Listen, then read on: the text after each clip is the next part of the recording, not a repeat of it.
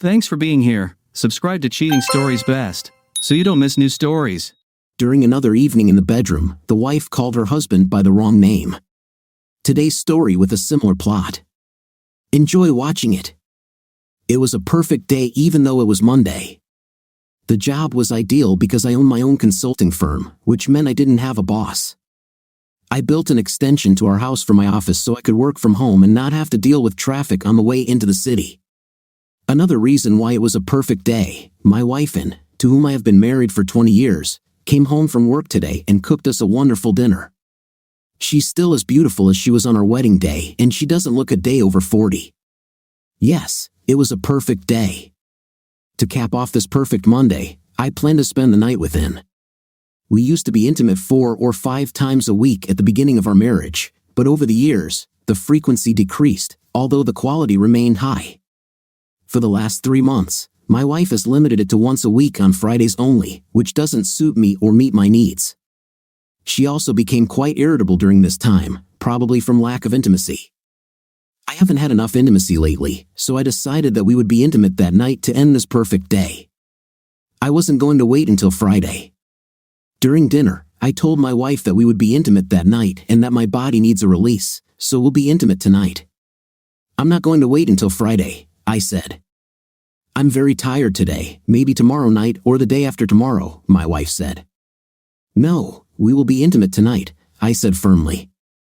I think you should be more attentive to me. I work a lot and am very tired when I come home from work. My wife said, Dear, I work no less than you. Either you do it with me, or I'll go to Denver and find someone else to do it in front of you. Either way, I'm going to be intimate tonight. I'm tired of you limiting us to only once a week. It is a wife's duty to satisfy her husband, I said. My wife looked angry but didn't say anything.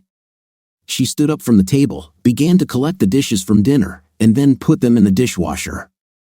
I didn't want to put up with her attitude, so I got up and went to my office to finish some work. Around 9:30 p.m., I finished some reports that were due. It's the perfect day when you get all your work done. Now it's time for intimacy. In relation to my wife, I realized that this would be intimacy solely for my satisfaction. I walked out of the office and found my wife watching one of her favorite TV shows. I walked over to the TV and turned it off. I'm sure this made her even angrier. Time to go to bed, I said. My wife sat there looking at me with an upset expression. I was already tired of her attitude. Let's go upstairs now, I said. My wife stood up and headed towards the stairs, and I followed her. She walked into our bathroom and closed the door firmly. My wife uses a diaphragm for birth control and always wants to put it in behind closed doors like it's a secret. I undressed and climbed into bed to wait for her. I usually shower before bed, but today I took it before dinner so we could get to bed faster. My wife came out of the bathroom and climbed into bed next to me. She didn't say anything but sighed heavily. Of course, it's not very exciting when it's clear she was only going to do the bare minimum to end the perfect day. I decided to do everything I could to give her the best intimacy I've had in years. During the process, my wife called me Tony. Who is Tony? I immediately stopped moving and stared at my wife. She opened her eyes to see why I wasn't continuing. Darling, why did you stop? Said Ann. You just called me Tony. Who is Tony? I said angrily. Oh my God, honey, it's just a slip of the tongue. It means nothing, said my wife. I asked you who the hell is Tony? I said. My wife sat up on the bed and looked confused. Ann can be very stubborn, and I could tell she wasn't going to tell me, so I got out of bed and grabbed my clothes. I headed down the stairs straight to the kitchen where I got dressed. I found my Crocs by the patio door and put them on. My wife walked down the stairs and into the kitchen. Honey, please come back to bed. Please let's go back and finish, she said. When I asked you for intimacy at dinner, you were too tired, and now you're begging me. That's not going to happen, and I'm not Tony, I said angrily. I walked up to her and took her by the shoulders. Go back upstairs and put your clothes on. We're going to talk a little here in the kitchen, I said calmly. She looked at me with a frown and didn't move. Go and get dressed now, I said firmly. She slowly turned around and headed upstairs. I hurried to the laundry room. Every day when my wife comes home, she always puts her purse on the counter in the laundry room. I found her bag exactly where she always leaves it. I rummaged through her bag, keys, lipstick, pill case. I found her cell phone at the bottom, so I put it and her keys in my pocket. There was a zippered pocket inside the bag. I opened it and found a pack of protections, 7 in total. I took the protections and headed to my office. In the office, I opened my briefcase. My laptop was fully charged and in my briefcase, ready for field work. I put my mobile phone, my wife's mobile phone, and her keys on the laptop and placed the protections in my pocket to show to my wife later. We have a landline, mostly for my work from home, but some of our friends call us in the evenings and on weekends because we don't answer cell phones when we're not working. We have 2 cordless landline phones, one in my office and one in the kitchen. I put the one from my office in my briefcase and closed it. I hurried back to the kitchen with my briefcase, took the cordless phone from there, and also put it in my briefcase, which I then hid under the kitchen table. I sat down at the kitchen table and waited for my wife. And came into the kitchen dressed in jeans, a sweater, and socks. "Get us some glasses of iced tea and let's talk for a while," I said softly. She prepared 2 glasses of iced tea, placing one in front of me and the other in front of her as she sat down at the table. "We will have an adult conversation. I won't get angry or yell, and I don't want you to start complaining. I expect you to tell the truth," I said quietly and calmly. My wife just looked at me and didn't say anything. "Tell me who is Tony?" I asked. And lowered her head, simply looking at her glass of tea and said nothing. "We'll sit here until you start talking, even if it's until tomorrow morning," I said. "I need to sleep because I have to go to work tomorrow," and said. "I don't care about your job. Tell me who is Tony?" I asked softly. When I'm really angry, I become very calm and speak quietly. It's a skill I learned when I was in the military interrogating people. There may be another interrogation this evening, but this time with my wife. We sat in silence for several minutes. And looked at her glass of tea, and I looked at her. "Since you don't want to talk to me and I need to calm down, I'll go for a short walk. I'll be gone for about an hour. During this time, I want you to get your thoughts in order so that we can discuss this serious issue when I return. I will ask you some questions and I want answers, not silence. I have your car keys and all our phones, so you won't be able to leave or call anyone, especially Tony. Just sit here and get ready to tell me about him," I said calmly. I grabbed my briefcase and headed to the laundry room. I went to the garage and got into the car. I left and headed to the park, which was a few blocks away. There were no other cars there, so I parked in the first spot. I sat there, practicing breathing techniques that I used to lower my blood pressure and calm myself. Who am I mad at? I was angry at my wife because she has never been one to even look at other men, so why cheat now? I decided that I was mostly mad at this Tony guy because he seduced my wife. All I could think about was how to make Tony disappear when I found out who he was. I opened my briefcase and pulled out his cell phone. I was surprised to find that it was locked. She had never locked it before. The phone required 4 digits to unlock, so I tried our address, then the last 4 digits of our landline, then her date of birth. Finally, I tried the last 4 digits of her social security number. Hurrah, it worked. I looked at her call log, there was nothing there, and nothing in the deleted messages either. Then I checked her messages, there was nothing there, and nothing in the deleted messages either. She keeps her phone clean and locked. Something is wrong here. I took out my laptop and turned it on. I needed to go online. There were several hotels in the area, and I found one with free Wi-Fi. I connected to the internet and logged in as in. I checked Anne's contact list, but Tony wasn't there. I looked at her emails, there were no emails from Tony. Then I checked Anne's Facebook page. The first thing I saw was that her messenger icon was active, so I clicked on it. A message from Tony Martin popped up. I scrolled back to the beginning of the messages from Tony and found that they started about 8 weeks ago. The first few messages seemed to be compliments. About 5 weeks ago, the content of the messages changed. There was a message about how good the lunch was and how much he enjoyed the special dish. The next message contained the address 3450 Ridge Avenue, H122, and possibly the time. The rest of the messages were days of the week in numbers, which I understood to be meeting times. So Tony must be your lover, and he tells her the days and times to meet at this address, probably at his home. It appears that she met him at his home 6 times, usually at 11:30 or 12 o'clock noon. According to the latest message, she is supposed to meet him this Thursday at 1 p.m. I don't intend to let that happen. At that moment, a car pulled up behind me, and the spotlights were shining into my back window. I looked in the rearview mirror and saw a police officer approaching my car. I rolled down the window and greeted the officer. "Good evening. What are you doing here at this time?" He asked. "My wife and I had a fight, and I came here to calm down." I said, "Yes, I have to do that sometimes too." "You can't stay here all night, it violates city ordinances." He said, "I'll be here for about another half hour, and then I'll go home and meet my wife." I said, "Good idea. Even if you are right, just tell her that you are sorry. It works for me." He said, and then got back into his car and drove out of the park. My wife works for a large architecture firm in Denver, so I went to their webpage. I found the key employees page and started looking for someone named Tony.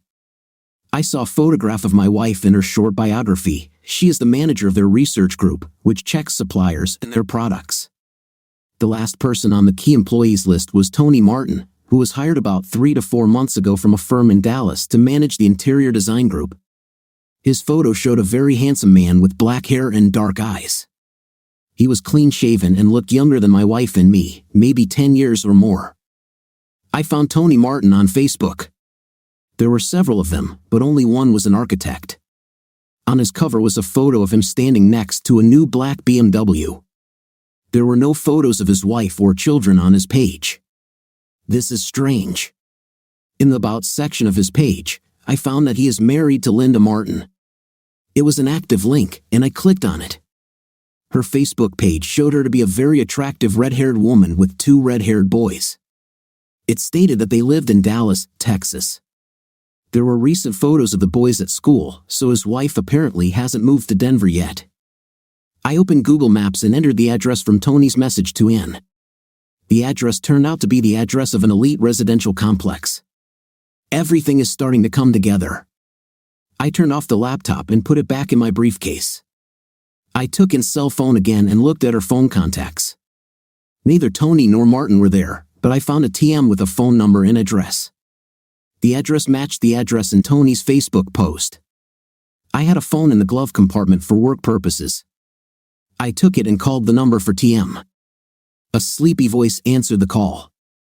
"I'm trying to get through to Tony Martin," I said. "I'm Tony Martin," he replied. "Do you know Ann Miller?" I asked. "Yes, she works with me." "Who is this?" asked Tony. "I'm your worst nightmare," I said and hung up. This is definitely the guy who sleeps with my wife. I wrote down his phone number and address in my cell phone. I calmed down a lot while sitting in the park. I realized that making Tony disappear was a bad idea. I decided to make fun of him and teach him a lesson. I used some techniques that I learned in the military. The first is sleep deprivation. It makes a person unable to concentrate and easily irritated. I could do this by calling him often at night. I will also do little things to annoy him. Hopefully, these 2 methods will make him believe that someone is out to harm him. When the time comes, I will do something painful to him when he least expects it. I felt that I had learned enough about my wife's lover, so I went home. I was gone for a little over an hour. As our garage door opened, I saw the door leading to the laundry room open and Ann standing there. I got out of the car with my briefcase and met her at the door. She quickly kissed me and said, "Darling, I was afraid that you wouldn't come back." "I will never leave you alone so you can have a night with Tony all the time," I said and headed to the kitchen. I sat down at the table and waited for my wife to sit down. She brought a jug of fresh tea to the table and sat down. "Are you ready to talk to me now? I want you to tell me the truth. If you lie, I will find out, and the consequences will be very serious. Do you understand?" I asked. She nodded in agreement. "So tonight we were making love, and you said Tony. Do you remember saying that, Anne? I asked. She lowered her head and nodded in agreement. Fine. Now tell me about Tony, I said. It was a slip of the tongue. This means nothing.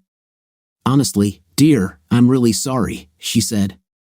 Okay, you don't want to tell me who Tony is, so let's approach this from a different angle. You said Tony. It was so natural to you that you didn't realize you said it. However, you say it was a slip of the tongue. So I asked, yes, my wife replied. Well, I believe you slept with Tony many times because it came too easily from your lips. You have said it many times before. I believe you fantasized about Tony making love to you tonight, not me. You had your eyes closed, and in your mind, it was Tony making love to you, and that's why you said that, I said. And looked up at me, and I saw that she had tears in her eyes. In your mind, it was Tony making love to you, not me. I can't tell you how much it hurts me to think that you imagine another man making love to you, not me, and to make it even worse, you called me by his name, not mine, and said nothing but began to cry heavily. I lifted her chin so she looked into my eyes. I want to remind you of something important about our marriage, so I want you to look at me and listen carefully. When you married me, you not only gave me your love but also yourself, rejecting all others, as stated in our vows. Yes, you belong to me. This is called infidelity, do you understand? I asked. And just looked at me and didn't say anything. Her crying had stopped, but her nose was still running. Go get some tissues and come back here. We have a lot to discuss, I said, and went to the kitchen, returning with a box of tissues. She wiped her eyes and blew her nose. Now let's get back to your novel. I know you're involved with Tony, but you don't want to tell me about it. I believe that you have feelings for him, which is why you are protecting him. Since you won't tell me about him, I had to find out on my own who your lover is. I know this is Tony Martin, who lives at 3450 Ridge Avenue, number 1222. He was recently hired by your firm to manage the interior design group. He used to work for an architecture firm in Dallas, Texas, I said. Anne's face turned pale and her eyes became wide. How did you know? And started to say, but I interrupted her. Did you know that he is married to a beautiful red-haired woman, and they have 2 sons? His wife and kids haven't moved to Denver yet, I said. I saw the ring on his hand, but no one lived in his apartment, and there were no photographs of his wife. I thought maybe they were separated or divorced, and said, Have you thought about asking him? I asked. Of course not. You were only interested in having an affair with him, I said. And just looked at me. How did you know? She started to say again, but I interrupted her once more. Have you forgotten that I worked in military intelligence when I was in the army? I know where to find information about people, I said and fell into a chair. She wiped her tears with the back of her hand and blew her nose. Did you please him? I asked. Only for the first time. We kissed in his car, and I gave him a handjob, but that's all we did. At lunch, so I guess you could say we had an intimate 7 times, she explained. After I was with him, I always took a shower when I got home. I brushed my teeth and rinsed my mouth, she added. Have you ever given me second-class treatment? I asked. No, you and I only had intimacy on Fridays because Tony couldn't meet me on Fridays, so I was clean for you, and replied. Did you let him have special intimacy with you? I asked. No, only you can do this to me, and said. We have one more thing to do tonight, and then we can go to bed. Tomorrow, you will call work and say that you have a sinus infection and won't come to work until the end of the week. We need time because we have a lot to do. Understood? I said. Tomorrow, I will call work as you asked. Honey, I'm so sorry. Can you forgive me? And asked. No, I cannot. I think we're done for today, but I have one errand to run right now. You go take a shower and go to bed. I'll be back soon, I said. Where are you going? She asked. You don't need to know that. Go take a shower and get clean, I said. I locked my briefcase containing my laptop, our cell phones, and 2 landlines and left it in the office. I then headed to the garage and grabbed a utility knife from my toolbox. When I left home, I entered Tony's address into the car's navigation system and saved it as TM.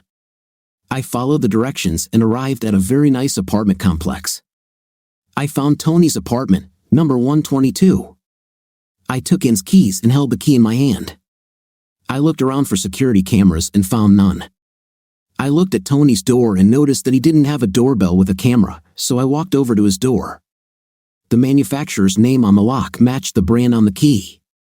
I inserted the key into the lock and quietly opened the door. Yes, Tony gave my wife a key to his apartment. They must be serious about each other. I left. When he finds his door unlocked, it will unsettle him. Then I looked for his car.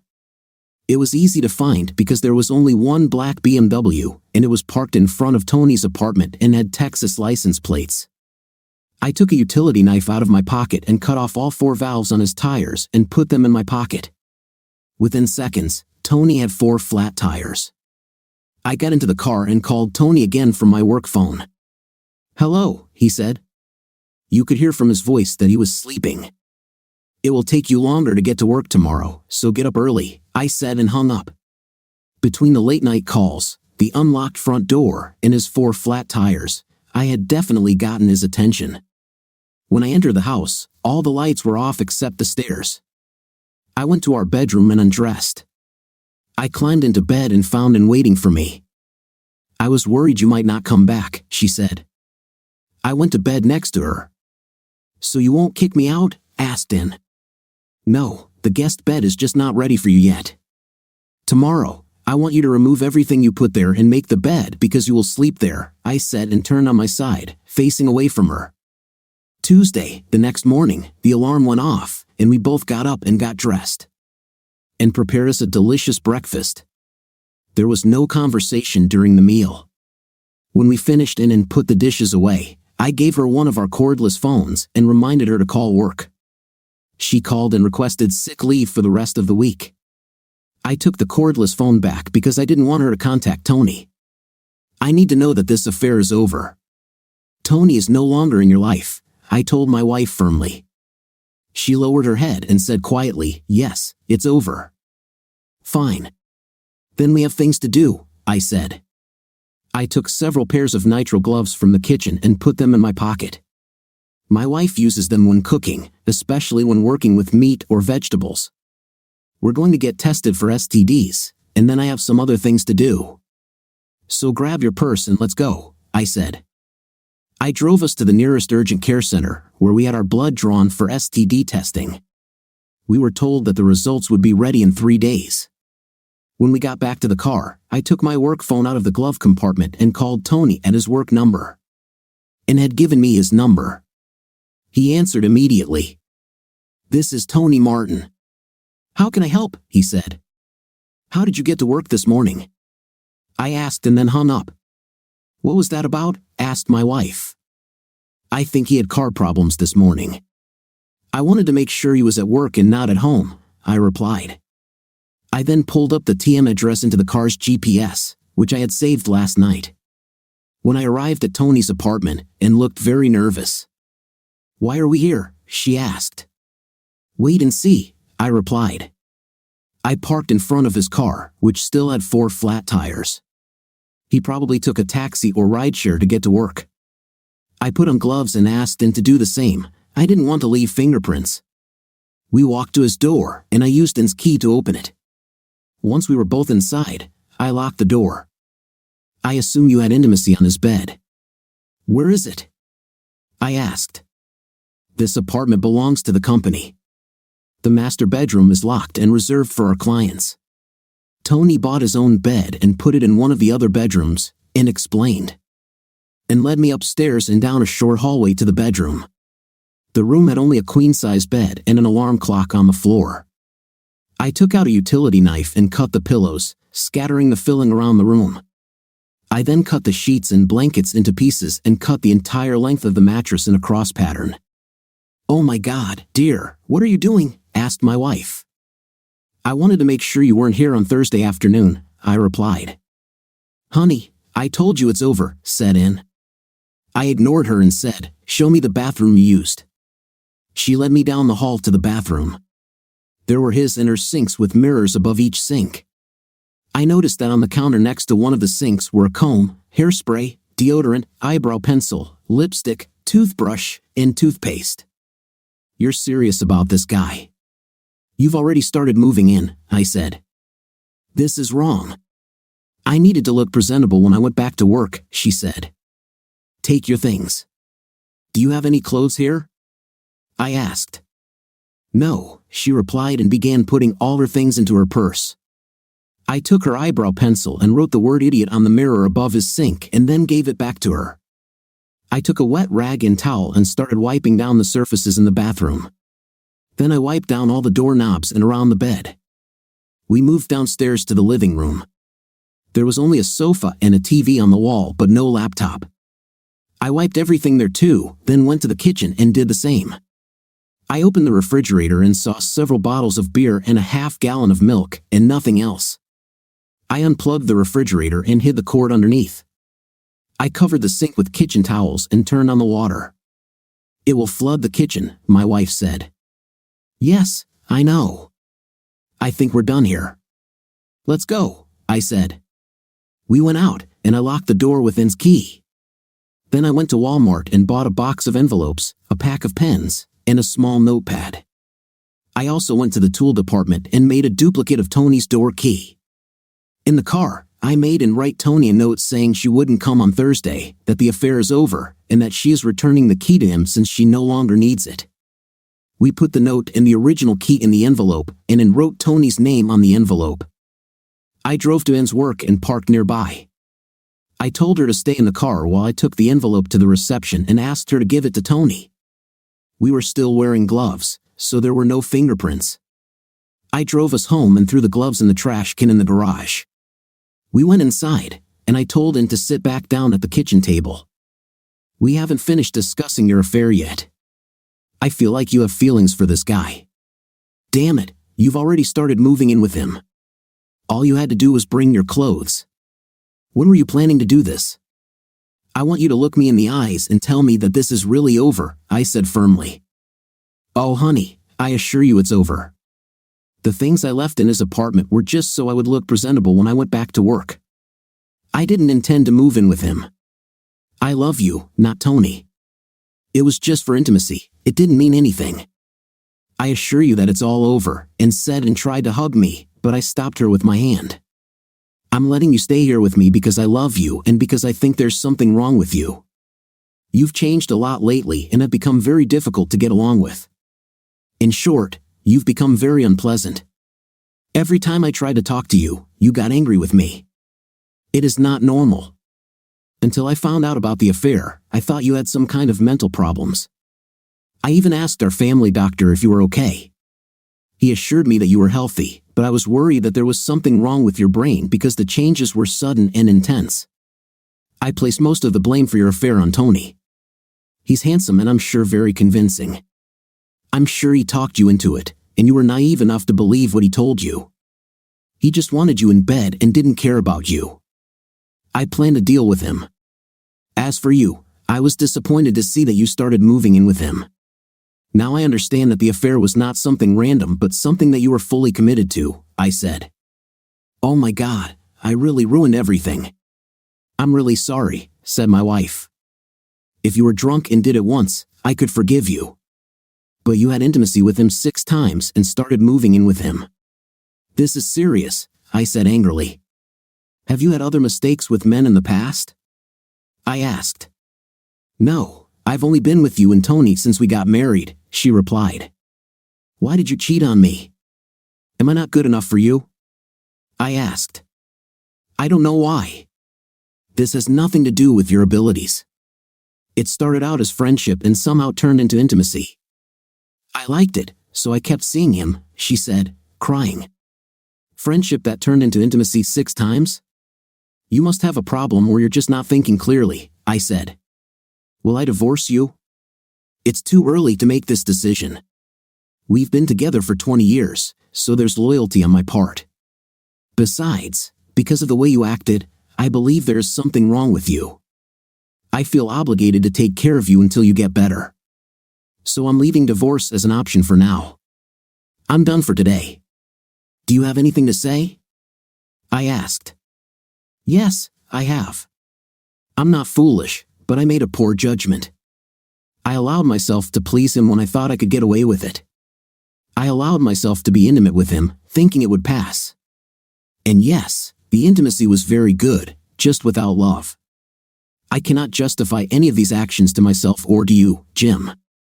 I've never lied to you about anything. I've always been honest with you. I never said I was with friends or went shopping when I was with Tony. I never took time away from you for the affair. I did it all during company work hours. I get paid regardless of how long I work and have given the company free overtime many times, so I have not defrauded the company. Was I going to stop this? Yes, I decided not to meet him on Thursday, and explained.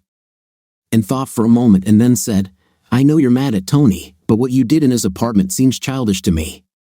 What you saw me do in Tony's apartment was just one of several things I did to annoy him in the last 24 hours. Each of these actions was minor, but each was intended to irritate him. When enough of these small annoyances accumulate, he will realize that someone is out to get him. Today's action was meant to show him that he is not safe even in his apartment and that I know he had intimacy with my wife on that bed. I want to create a feeling of fear in him.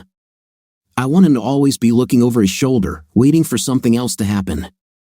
This was not childish but part of a coordinated effort against him, I explained. What other things have you done to him? Asked In. Some of them are best left undiscussed, but I will say that I disturbed his sleep, I said. Speaking of sleep, go make the bed in the guest room. You will sleep there. I went to my office and opened the safe. Let me explain. I have classified documents from time to time, which is why I have a Department of Defense-approved safe in my office. I also keep quite a lot of cash, several pistols, and 3 working phones in it. I took out my phone, which had Fred's phone written on it with a piece of tape, and called an old friend from the army. I have used his help many times in my consulting work. Fred is in touch, he replied. This is Juliet India Mike. How are you? I asked. Hey, good to hear from you, Captain, he said. What's happened? Do you remember what we did to Sergeant Lynch when he was involved with the wives of all the guys deployed? I asked. Oh yeah, good times. Do you need something similar? He asked. Yes, there is a man involved with my wife, and I need you to talk to him, I explained. Wow, I didn't expect to hear this. I don't think the guy knows who he's dealing with. Do you want the same approach as last time? How serious should the conversation be? Asked Fred. I don't want him dead, but a serious conversation with long-term consequences, I said. I'll mail you the details. Send it when? Asked Fred. Thursday night, I said. I have the key to his apartment. I'll leave it in our usual place. Do you want me to explain why? Asked Fred. No, just tell him that sleeping with married women is not acceptable, I said. Got it, Captain. I will contact another beret for assistance, Fred replied. Don't you want to be involved? Asked Fred. I'll be at a fancy dinner with my wife and then at a Broadway show, I said. Understood. Fred's on the line, he said and hung up. I opened my briefcase and took out his phone. There were several missed calls from Tony but no voicemails. I blocked his number. I checked her messages, nothing. Then I checked his Facebook on my desktop computer. There was a message from Tony. I received the key. Are you sure you want to stop this? I hope you'll come on Thursday so we can talk. I miss you and want you. Of course, he wants an. She is beautiful and skilled, but I want her too, so he must lose. I went to the hiding place and left the key for Tony. Later in the evening, and cooked us a delicious dinner, and there was very little talking. I did as you asked. The guest bed is ready, and said. You will sleep in the guest bedroom until further notice, I replied. After dinner, and watched TV while I worked in the office. Later, when Ann was upstairs getting ready for bed, I checked her Facebook on the computer in my office. There was another message from Tony. Someone broke into my apartment and destroyed everything. This place was also flooded. I'll buy a new mattress in the hope that you'll come on Thursday. I need you. Since I visited my wife's page, I sent him a reply message. My husband found out about us. I told you it's over. I won't come on Thursday. I then unfriended him and blocked him because I didn't want my wife to talk to him anymore. I took one of my work phones out of the safe and put it in my pocket. When I got upstairs, my wife was brushing her teeth in her bathroom. When she went into the guest bedroom, I hid my work phone under the towels in the linen closet. When I entered my bedroom and was standing in the doorway leading into the hallway, "I really need your attention today," she said. "In my mind, I still see Tony with you. I don't know if I'll ever be able to be intimate with you again," I replied and quietly went into the guest bedroom and closed the door. I set the alarm on my watch for 2 a.m. and went to bed. When the clock woke me up, I turned it off immediately so as not to wake in. I quietly got up and went to our bathroom. I took out my work phone and called Tony. When he answered in a sleepy voice, I said only one word, "Idiot," and hung up. I put the phone away again and went back to bed. I was depriving Tony of sleep. I learned this trick in the army. Losing sleep will make him jittery and unable to think clearly. I want him to know that someone is after him. It's all part of the plan. Wednesday was a pretty normal day for us. And busied herself with washing and cooking. I worked in my office all day. I decided to return his mobile phone but first installed a tracking app on it. This app informed my phone of Anne's exact location. When I handed her the phone, I told her not to call Tony or she'd have to stay in a motel. I opened my briefcase and took out Anne's phone. There were several missed calls from Tony but no voicemails. I blocked his number. I checked her messages, nothing. Then I checked Anne's Facebook on my desktop computer. There was another message from Tony. "I got the key.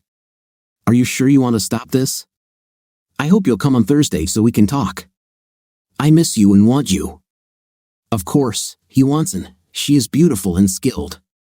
However, I want her too, so we must lose. I went to the hiding place and left the key for Tony. Later in the evening, Anne cooked us a delicious dinner. In fact, she does this every evening. She's a great cook and knows what I like. All Anne talked about was her recipes and cooking for us.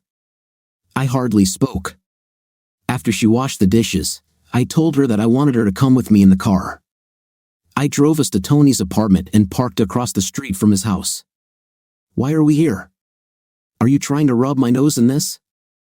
Anne asked with anger in her voice. "Well, I haven't thought about it, but if it works, then yes. I brought you here to witness something." "Just look at Tony's house," I said. "You're not going to do anything, are you?" Anne asked. I ignored her. We had been waiting for about 10 minutes when a Ford Escort pulled up in front of Tony's house.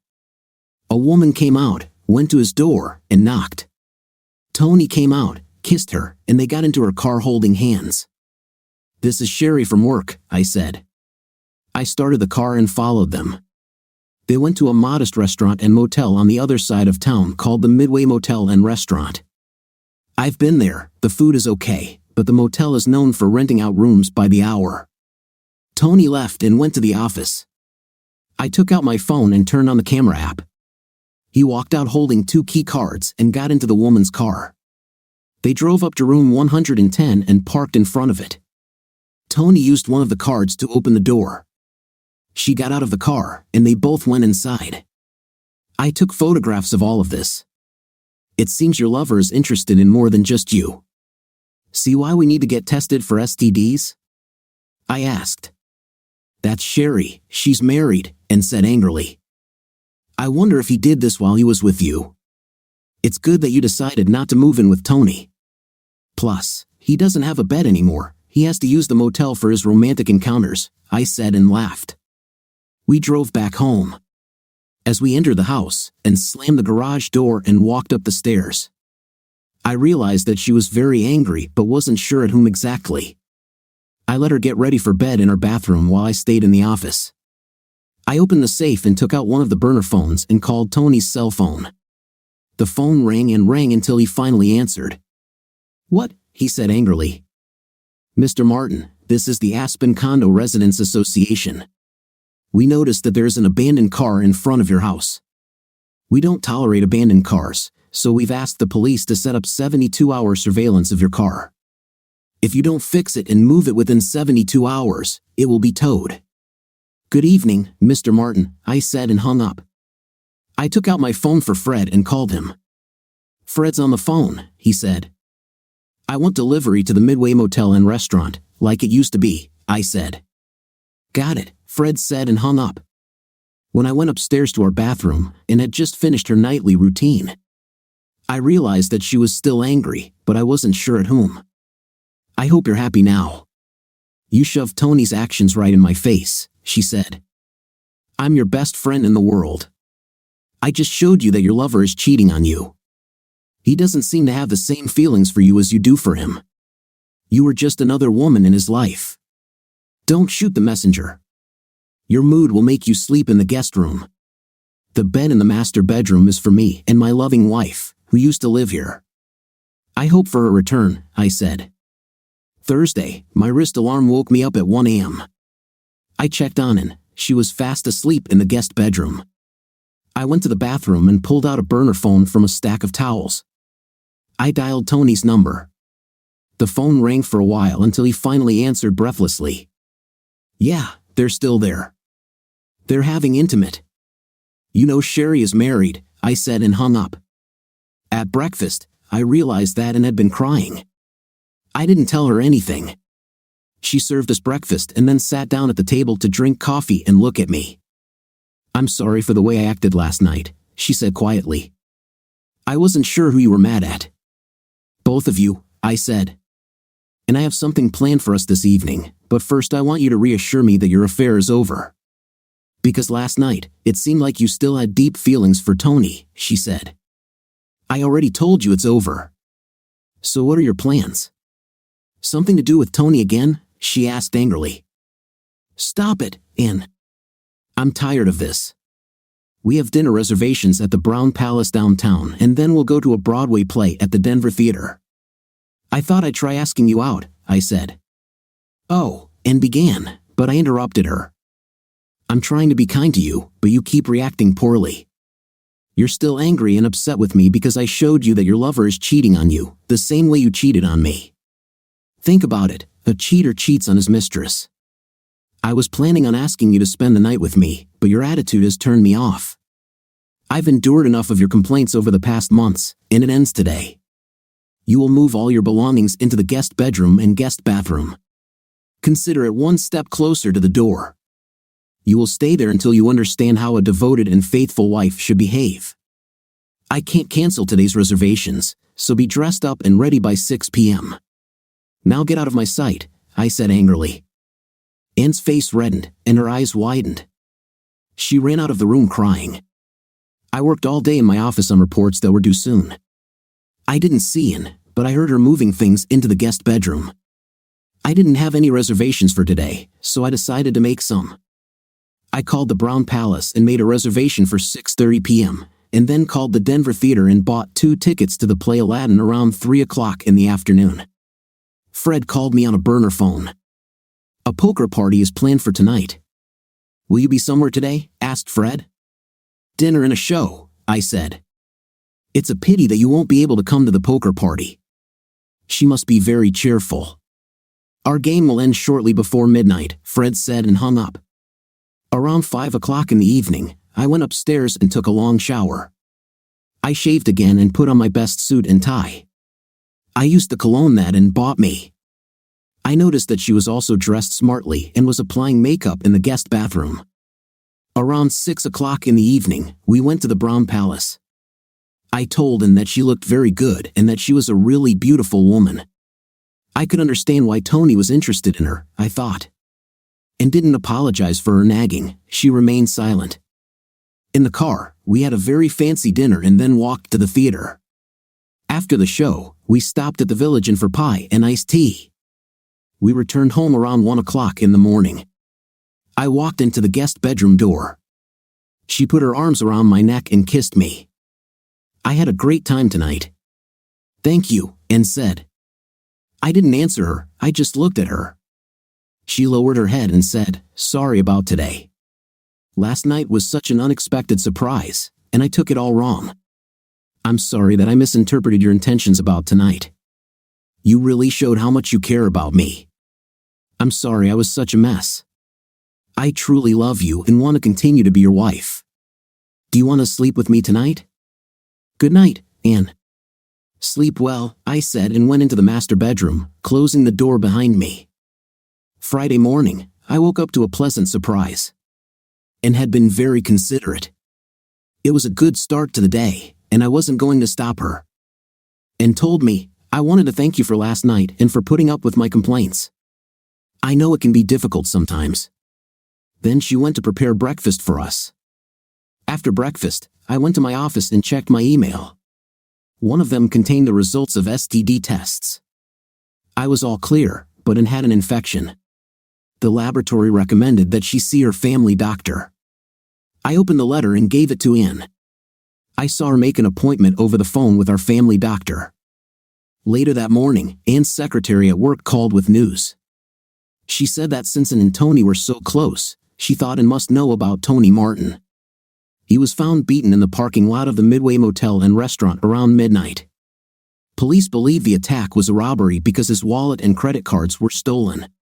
Tony's wife flew in later that day, and the architecture firm paid for her room and board. Anne came into my office and relayed the conversation verbatim. Do you have anything to do with Tony's injuries? Did you take me out that night so you could have an alibi? She asked. Why do you say that? I asked. I asked you out on a date. I wanted to do something nice for you in the hopes that we could start to make peace. I even planned to put you to bed last night. However, your complaints yesterday spoiled it, and now you're complaining again. When will you learn? I want the old Anne back because I hate this version of Anne. Oh dear, I'm sorry. I didn't mean anything by this. It just seemed like Tony's injuries coincided with what you found out about the affair, and said. I could have confronted him and would have enjoyed it, but I didn't. Instead, I decided to make his life uncomfortable so that he would always look over his shoulder, I explained angrily. Can we just move on from Tony? I really don't want to hear his name anymore. I'm sorry. I didn't mean anything by this. Honestly, I made a mistake.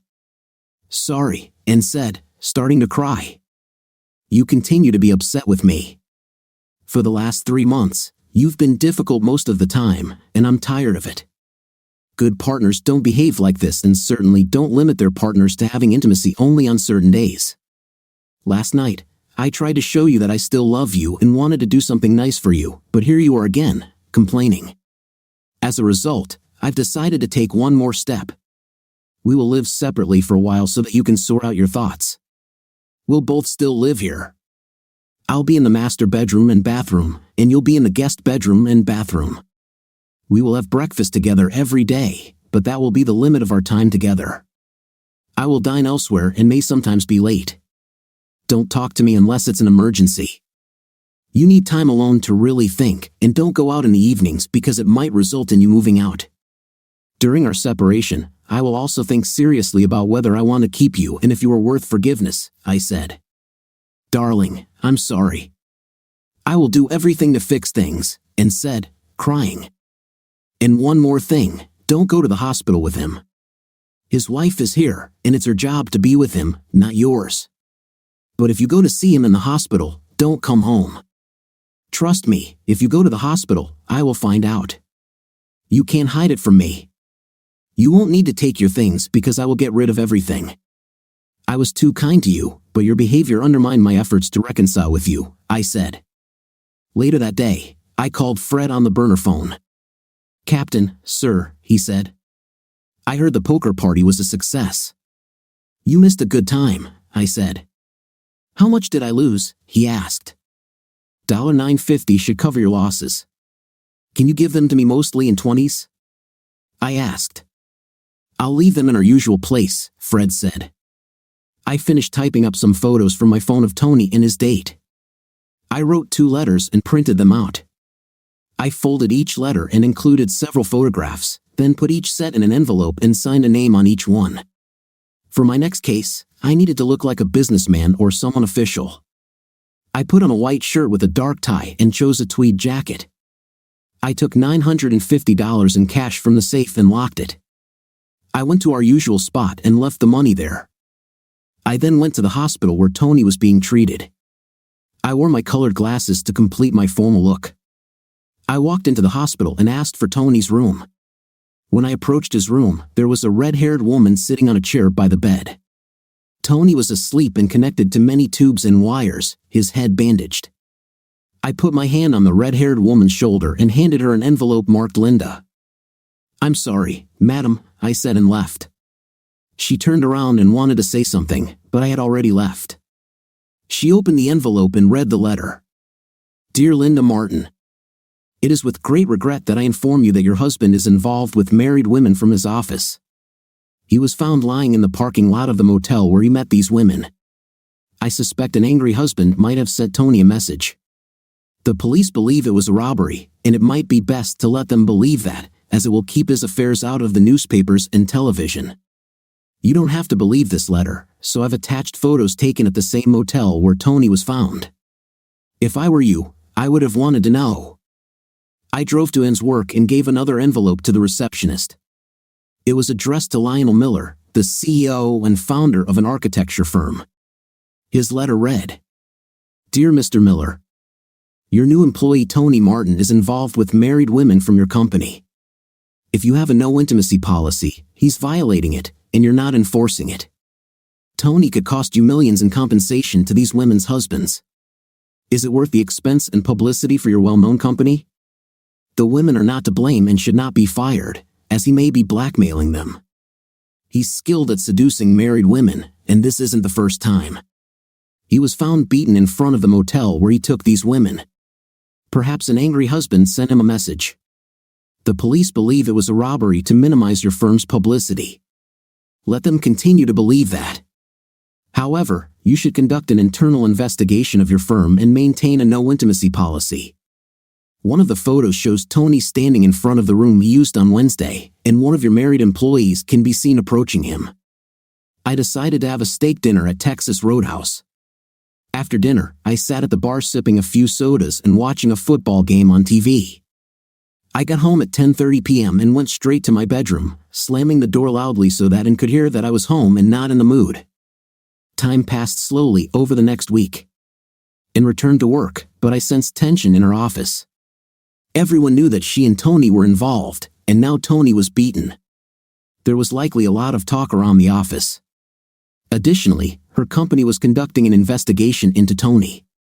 Ann had been called twice to meet with the HR director and lawyer for the architecture firm and was worried about keeping her job. The seriousness of her affair began to depress her.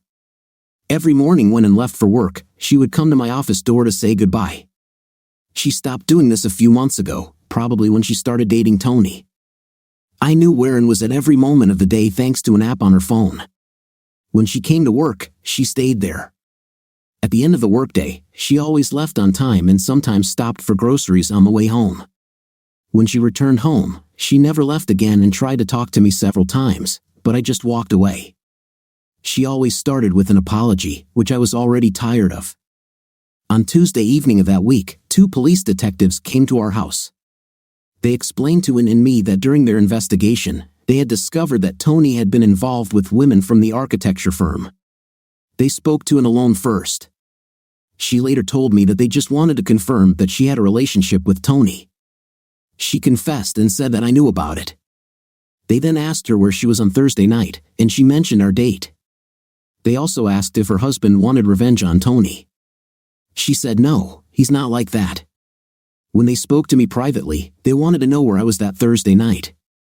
I told them about our date, showed them the bill for dinner and tickets to the show. They asked if I knew about the affair, and I said I had just found out. They wanted to know what I was going to do about it. I explained that we were trying to work this out, but divorce was still a possibility. They asked me if I had any plans regarding Tony. I told them I was considering legal action against the architecture firm because of Tony. I assured them that I had no intention of causing Tony any physical harm over the pending lawsuit. They asked me if I knew anyone or any other husbands who might want to harm Tony. I said I didn't know any of the other husbands. We hadn't heard from the police again. On Friday of the first week, I decided to try a psychological tactic similar to the good cop versus bad cop technique used in difficult interrogations. The bad cop would dress formally to show authority and explain the negative consequences of non-cooperation, while the good cop would be more relaxed and often succeeded in obtaining information. To deal with Tony, I had to be the bad cop. I put on my black suit, white shirt, dark tie, and mirrored sunglasses. I went to the safe, took my favorite pistol, and put it in a holster on my belt. Although it might seem dramatic, my goal was to instill fear in Tony's mind. I went to the hospital where Tony was being treated. I entered his room and closed the door. There was no wife nearby. Tony was sitting in bed, his face no longer bandaged and most of the tubes and wires disconnected. I knew his jaw was wired, so he couldn't speak. He looked shocked and worried when he saw me. I'm sure he thought that someone serious was coming for him. "Tony, I know you can't talk, so I won't ask any questions," I said, approaching his bed. "I see you recognize my appearance. The agency I work for deals with problems involving officials in Washington. You and I have never met. I'm Anne's husband. I know you know, and because you both work at the same place, and you had her in your apartment. I heard that your bed was destroyed. I don't think you'll have anyone there anytime soon. I heard that someone gave you a message about not being involved with other people's spouses. You should heed their warning because next time it could be more serious." I unbuttoned my jacket and threw it aside to reveal my gun. Tony's eyes widened, and he began to shake his head. "I want you to know that I didn't do this because I had a date with them that evening, and I have many witnesses. By the way, I won't tell the police about our conversation because they believe it was a robbery. I just wanted to see how you were feeling. I noticed your wife isn't here. Perhaps she found out about your affairs," I said. I reached into my jacket pocket and pulled out 4 valve stems I had removed from Tony's tires and dropped them into his lap. "I found these and thought you might need them," I said. Then I leaned close to his ear and whispered so only he could hear, "I will monitor you every day. I will know everything you do. You will have nowhere to hide. I heard that even inside your house is not safe. If I were you, I'd be very careful. After I leave the hospital, these two might still be looking for you, but I don't know anything about that. Maybe you should move to the West Coast. They say there's pleasant weather and beaches. Have a nice day." I emphasized my last sentence by showing him the gun again and then left his room. I drove past Tony's condo and noticed his BMW was missing. The car still had flat tires when Tony went to the hospital, and now it's gone. His wife must have fixed the tires and taken the car back to Texas. The second week was very challenging for Anne. I noticed she wasn't eating well and wasn't sleeping. At breakfast, I saw her red eyes and dark circles. She didn't smile anymore. We had breakfast every morning but didn't talk. She would come to my office door to say goodbye as she left for work, a routine she had stopped a few months ago, probably when she started seeing Tony. I kept track of Anne's whereabouts through an app on her phone. When she came to work, she stayed there. At the end of the workday, she always left on time and sometimes stopped for groceries on the way home. When she returned home, she stayed there and tried to talk to me several times, but I just walked away. She always started with an apology, which I was already tired of. On Friday of the second week, I received an email from Fred stating that Tony would be released from the hospital at 4 p.m. I put my black suit back on, with the gun on my belt, and went to the hospital. I sat on a bench right next to the main entrance. When the Uber car pulled up, I assumed Tony would be coming out soon, so I walked over and waited. The hospital door opened automatically, and a nurse wheeled Tony in his wheelchair to the Uber. I walked over and opened the back door of the car for Tony. When he saw me, his body jerked, and he turned to the nurse, trying to communicate with his fixed jaw. "Tony, just relax. I'll be keeping a close watch on you," I said with a smile. He limped noticeably and had difficulty getting into the back seat. I deliberately pulled my jacket aside so Tony could see my gun as I closed the door.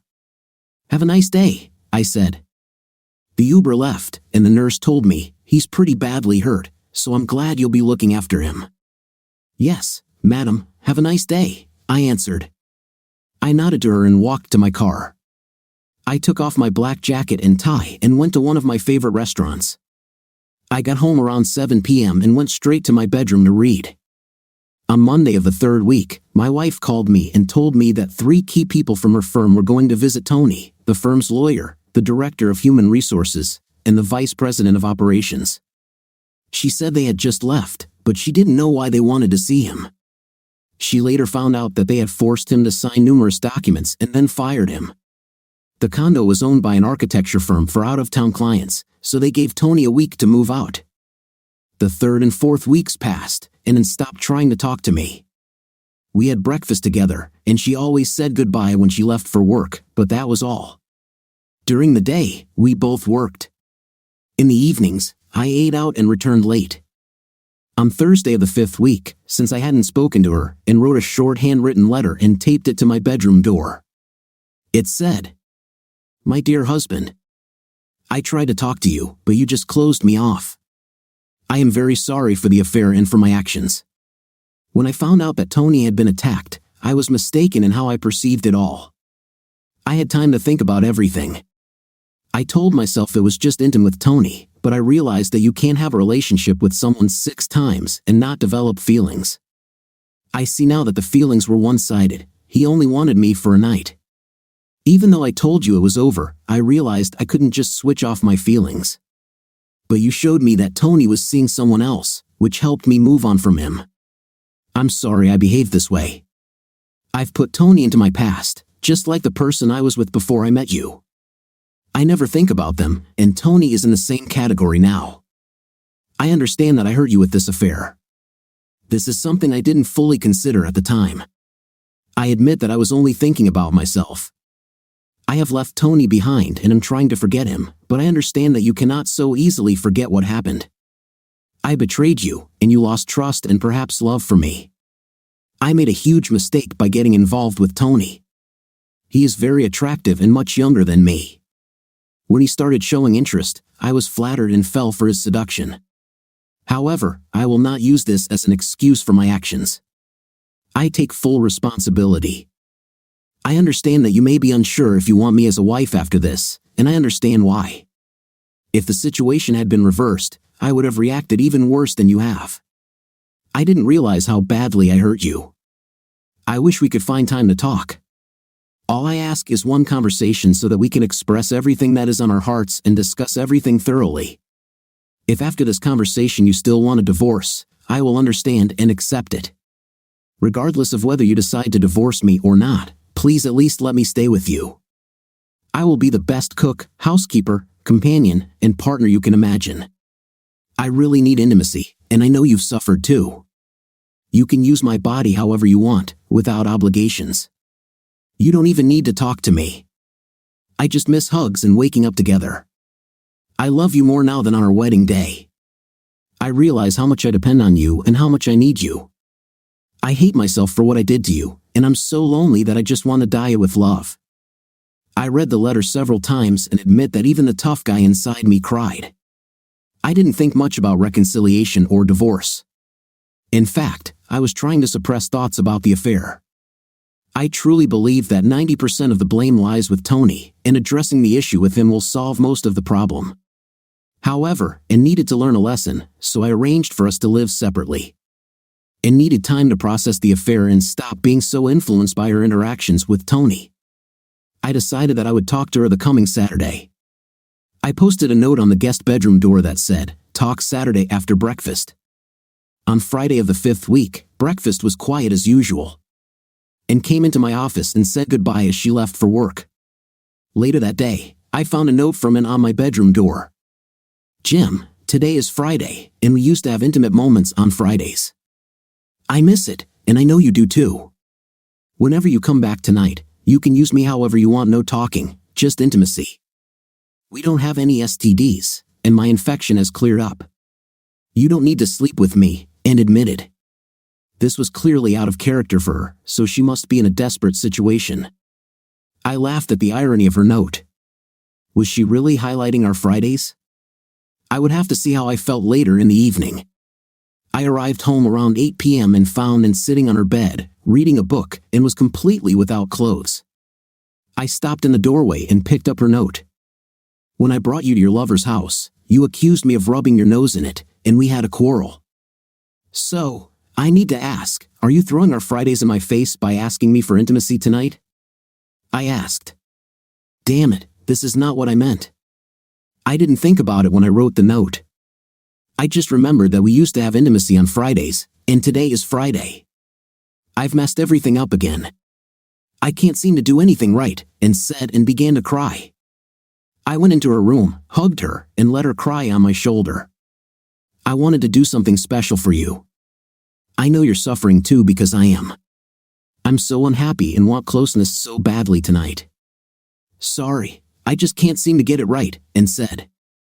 A few weeks ago, you would have reacted very differently to me accusing you of using Fridays to remind me of intimacy, but today you're acting more like the olden, I said. Darling, I'm trying very hard, she began but didn't finish her sentence and just started crying again. And, pull yourself together. Go put in the diaphragm and come to our bed with me, I said as I was undressing in my bedroom. I heard the shower turn on in the master bathroom. She didn't shower for long and soon appeared without clothes in my bed and crawled under the covers. I reached out to her and pulled her close. We kissed for a long time. It was going to be a great evening tonight. I don't know what time we finally fell asleep hugging each other, but it was early in the morning. On Saturday of the 5th week, and got up before me.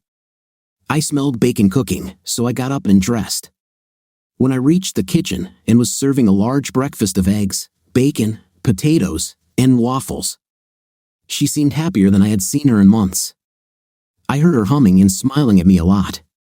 We didn't talk much at breakfast except for in saying, "Thank you for last night." Afterwards, she gathered her dishes and joined me at the table with a cup of coffee and a notepad. You asked in your letter to meet and talk, so go ahead and tell me what's on your mind, I said. Anne's conversation began. I know I've apologized repeatedly, so I won't do it again.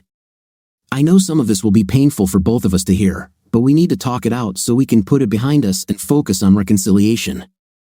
I have a few notes to make sure I don't forget anything important and stay on topic. I need to explain how it all started, not so much for you but for myself. I need to share this to process the affair and want you to know everything. This is really difficult for me, so please be patient. Every day at work, Tony was very attentive. He gave many compliments and offered to have lunch together. I finally agreed, and we had lunch together almost every day for 2 weeks. I noticed that some of the bosses and managers had noticed us, so Tony suggested that we leave separately and meet in his car for lunch. When I got into his car, he kissed me. I have to admit that I liked it. I was feeling a bit old lately, so it was flattering to have someone younger take an interest in me. He tried to be more intimate, but I stopped him. After that, I felt very guilty, but it also reminded me of my college days. There was something exciting about it. In the following days, I realized there were no consequences since you didn't know about it and neither did anyone at work. So the next time we went to lunch, he took me to his condo. We kissed, and he tried to be more intimate.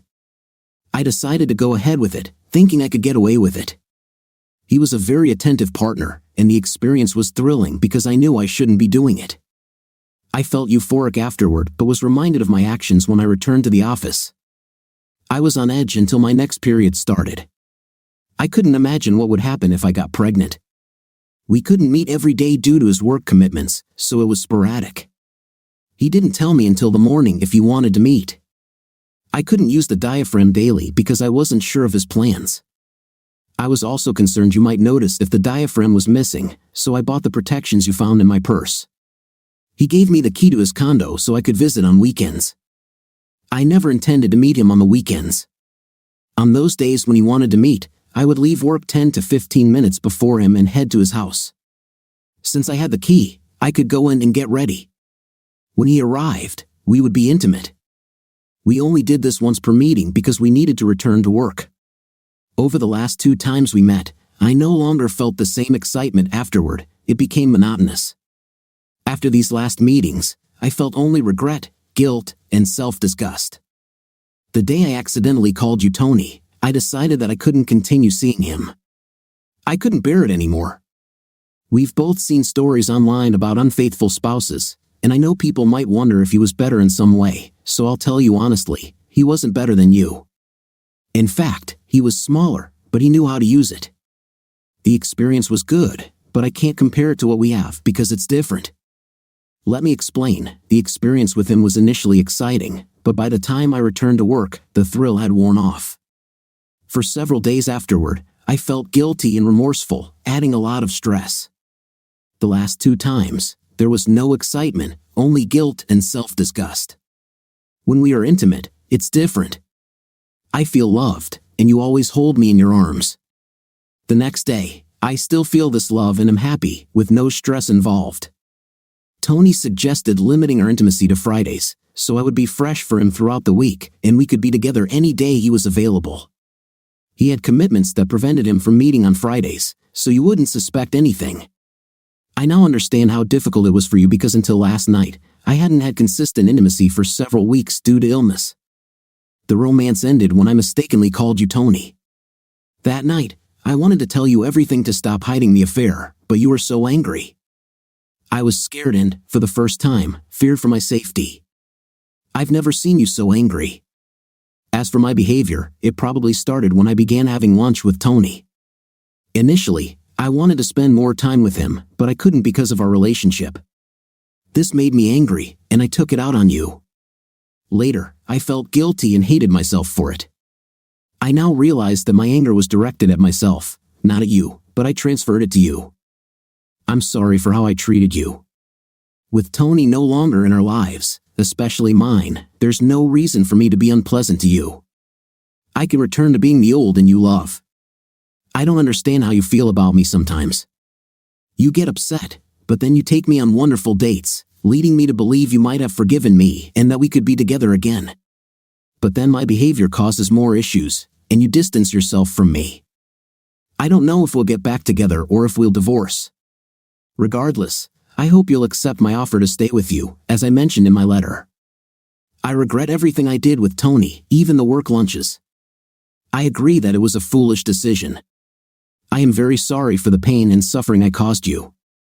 I felt the mistrust from you, and I don't blame you for it. I want you to know that, regardless of whether we stay together or not, I will not look at another man. I love you very much and will do everything I can to be with you again. I've said everything I wanted to, and it made me feel better. Thank you for listening without interrupting or yelling. I have one question. How can I be sure this won't happen again if another attractive person starts complimenting me? This whole situation scared me to death. I never want to go through this again. I promised myself that I would never be with anyone else but you. Even if you divorce me, I will remain single for the rest of my life.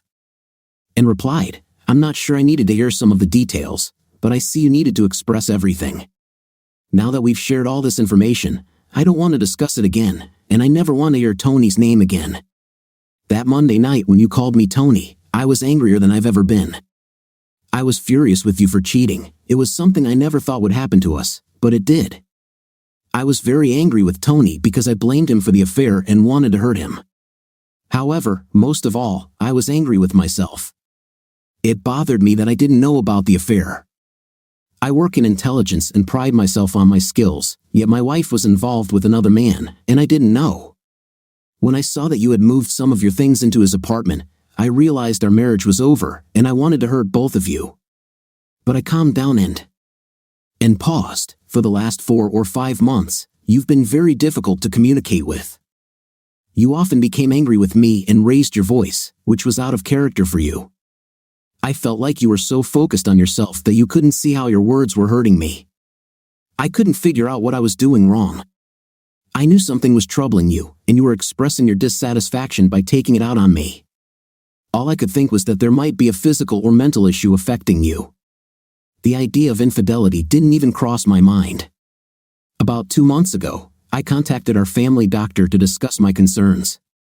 He reviewed your examination from last year and confirmed that there was nothing physically wrong with you. He couldn't comment on your mental state, as your personality had changed.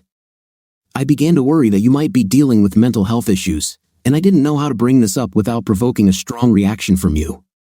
And your unpleasant behavior needs to stop. I won't tolerate it any longer. Before you say something to me, Think about the impact it will have. If this continues, I will consider divorce. I still have intimate needs that haven't been met. Over the years, the frequency of our intimacy has decreased, mainly due to your work and fatigue, but recently, it has been reduced to once a week. I couldn't understand how you could manage with such infrequent intimacy, but now I realize you were getting it elsewhere while I wasn't. The night you called me Tony, you turned me down under the guise of being tired, but when we started, you really enjoyed it. In fact, when I stopped, you begged me to continue. This shows that you enjoy our intimacy, and I believe it's better than what you experienced with Tony. If we are seriously considering reconciliation, there are things we need to address. You hurt me, and there will be consequences. I will sleep in the master bedroom, and you will stay in the guest room until I decide otherwise. I have intimate needs that must be met, and moving forward, I insist on intimacy at least every other day, not just on Fridays. This is non-negotiable. You will comply, or we will divorce. To rebuild the trust I've lost, I need to know where you are and what you're doing at all times. You will call me every day when you arrive at work, and again when you leave, informing me of any stops on your way home. I ask that you avoid dining with men unless accompanied by another woman. You will also unlock your phone and allow me to check it once a week without deleting your calls or messages until I've reviewed them. If you refuse to comply with these conditions, divorce is the only option. I'm tired of living this way and don't want to continue like this. And agreed to these terms, saying, yes, I understand. I've had to comply with such demands throughout our marriage. You can even put a tracker on my car if you wish.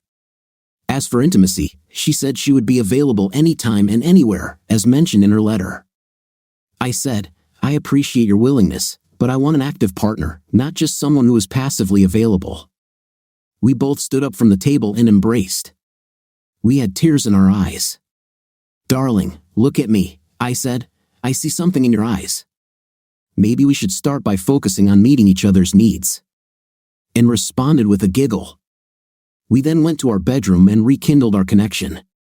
According to his neighbors, Tony left in a rented U-Haul truck within a week of returning home from the hospital. They mentioned that he walked with a noticeable limp and used a cane while loading the truck. I don't know where he went, and it doesn't matter to me. His wife likely divorced him, as her Facebook page indicates she is no longer in a relationship. As you can see, Ann and I have reconciled. After another week of living apart, I allowed her back into my bedroom. She's almost the same woman I married years ago, no longer distant, but instead happy and smiling often. On occasion, she gets a little upset, but it's nothing like before. When this happens, I take her to the bedroom and we address it. We now make love 4 or 5 times a week. I had left 7 protections hanging on the wall above our bed as a reminder, but the day they disappeared, and said, I don't know where they came from, but I'm tired of looking at them. It seems that every day is perfect now. What do you think of our story today? I thought my wife said another man's name on purpose, but during this it became clear that she had another man. What was your reaction at that moment? Write in the comments. Until new videos.